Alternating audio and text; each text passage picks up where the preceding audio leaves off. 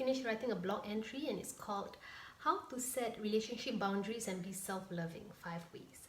Okay, so for some of us, setting boundaries is something which is very tricky, because if we are too rigid, we might be seen as selfish. But if we are too fluid with our boundaries, then we might end up being very frustrated with ourselves and also being very angry with other people and angry at ourselves. So in this video, I'll be sharing with you 5 habits for you to build healthy boundaries and feel more empowered in your life. Okay, so habit number 1 is to get rid of our excuses for other people. So I'm sure we've done this before. For example, let's say you have a friend who likes to come over to your place 4 times a week unannounced, and then you create excuses for her. So for example, I don't like my friend coming over to my house 4 times a week, but she is a very lonely person, she has no family, so I welcome her anyway. Yeah. So another example is, for example, you have a cousin who wants to borrow $5,000 from you, but you're not keen on lending her the money. So maybe you create an excuse for her. I don't want to lend my cousin $5,000, but she's crying and begging me right now. She has a tough family background. She comes from a financially strapped family. Meanwhile, I have $20,000 in my bank account, so I should help, and I will help her, even though I don't want to. Yeah. So that is another another example of us creating excuses for other people. Or another simple example, for example, I don't want to answer my friend's call at 11 p.m. because I'm very tired and I know that it's not very urgent, but she wants my input right now and it will only take 10 minutes, she said. So I will sacrifice my exhaustion and attend to this non-urgent call. So this is another example of us setting excuses for our friends and family. Okay, so the first step to improving ourselves is always awareness. So once we can pinpoint when we are making excuses for other people to crash our boundaries, that's when we can take the next action. And the next action is to implement some boundary rules. So how do we, habit number 2, which I'm going to share with you right now, is how to set our boundaries. Okay, so for some of us, we are comfortable with telling people our boundaries face to face, but for people like me, for example, who are more introverted in nature, we like to tell people in text format.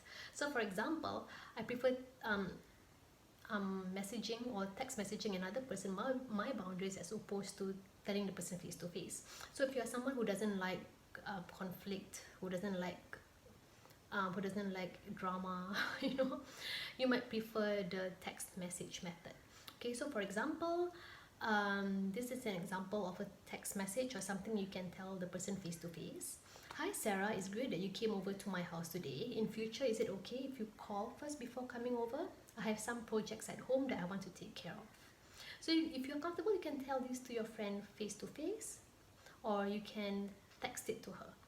So there are 2 ways for you to do this. Okay, sometimes you might need to tell a white lie or 2. I don't like to advocate this, but sometimes when you're in a very uncomfortable position, you might need to tell a white lie or 2. For example, someone wants to borrow a huge amount of money and you are not comfortable with it, then you can just tell the person, oh, I need that money, or something along those lines. You might need to tell a white lie or 2 sometimes, but don't do this all the time though, only in certain situations. Okay, so habit number 3 is to be around supportive people.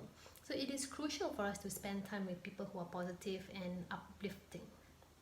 So you check your feelings after meeting up with someone. Do you feel drained, exhausted, or do you feel happy, joyful, and in high spirits? So of course, if you feel joyful and high spirits, you should spend more time with that person. On the other hand, if you feel very miserable and drained after spending time with that person all the time, then it's time for you to reduce the time spent with that person.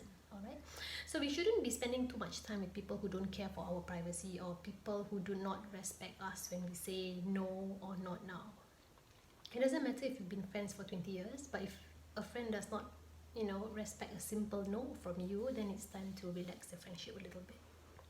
Okay, habit number 4 is to be comfortable with not explaining yourself. This requires some self-esteem. Okay, so the thing is, we don't owe everybody in the world an explanation. So if we don't have to explain to someone why we are doing something or why we are not doing something. And if the person is pushy, sometimes you might come to terms with pushy people, and they will ask you, why don't you want to tell me? Why don't you want to tell me why you're doing this? You can just laugh it off, and maybe you can tell her, oh, I will tell you next time, and then you change the subject. Or if you're someone who's very gutsy, then you can say something like, I don't think I want to share personal matters right now. That message should be very clear. You have the right not to answer questions you don't want to, and you don't owe anyone an explanation, like I mentioned earlier. And again, a white lie may be needed if the person is extremely pushy. So if someone is really pushing you for an answer and you just don't want to tell your real answer, you can just, tell a white lie or two. Sometimes it's needed to preserve our sanity, okay? Or even worse, if you're expected to answer an uncomfortable question in front of an audience, then yeah, that's when you might need to tell a white lie. Yeah. Okay, habit number 5 is to accept that some people will still be offended with you and disappear. So when we put our foot down, or when we show our authentic selves, some people will flee from our lives. That is expected, actually. And it's okay because it means that they don't have a very genuine friendship with us in the first place. And we want to only be friends, or rather we want to only be around people, friends and family, who love us for our true selves and respect our likes and dislikes. So your true friends will understand your boundaries, and selfish friends and family members will always try to test your boundaries. So this is how you know whom you should spend more time with and whom you should spend less time with. So when you start setting boundaries, you might lose some people in your life. But that, like I mentioned, it's okay because we want to keep a small group of high quality friends and family members, as opposed to having a huge group of people around us who are not genuine with us. Yeah. So anyway, my last thoughts on setting boundaries is this: if you need to kickstart your boundary setting, you can download my Set Healthy Boundaries worksheet from my website. If you're watching this from my blog, you can download it from this entry itself. If you're watching this video from YouTube, you can check the description box. You can download this worksheet and you can learn how to set healthy boundaries for yourself. And if you want more tips on self-love, you can click on the link which I will pop somewhere on the screen. Okay, 5 tips on self-love, or rather 5 habits of self-loving women. Meanwhile, that's all I have for today. Have a good week.